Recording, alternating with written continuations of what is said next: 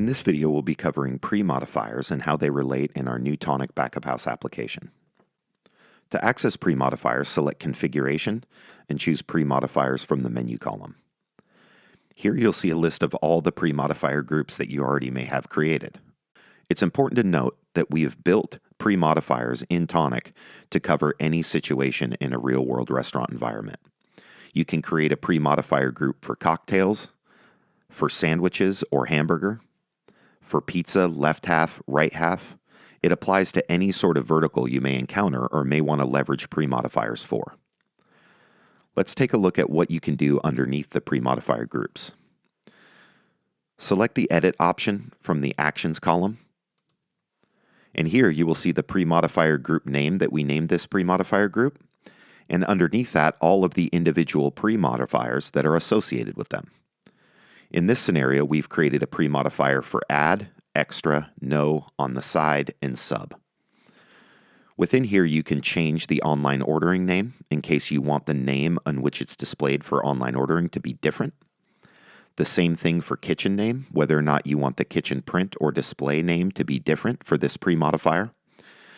Whether or not this pre-modifier displays as a prefix or a suffix in the kitchen or on receipts. Whether or not it's available for online ordering. You can configure various different pricing variations for this pre-modifier, as well as the price of this pre-modifier. Let's take a look at the pricing type variations that we have. We have created multiple pricing type variations to apply to any scenario for pre-modifiers. These pricing type variations affect any existing modifier pricing you may have configured. For any pre-modifier, you can select None, which will make it where regardless of what modifier you select, if you choose this pre-modifier, it will not have a price. You can add an amount to an existing modifier price. You can force an amount for this pre-modifier, so regardless of your modifier pricing, it will always force a specific amount when this pre-modifier is selected.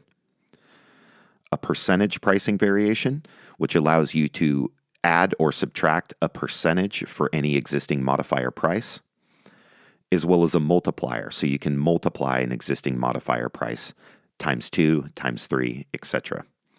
And then we also have a field where the actual price of that pre-modifier will display. To assign a pre-modifier group to a modifier set, we have multiple places you can do that. After creating your pre-modifier group or editing your pre-modifier group, you can select this icon here and apply it to multiple modifier sets. You can also perform that exact same functionality on the pre-modifier's main configuration screen using these icons in our inline editor. To add a new pre-modifier group, select the Add New option. And here is where you can define your pre-modifier group name and then create each pre-modifier and configure them accordingly.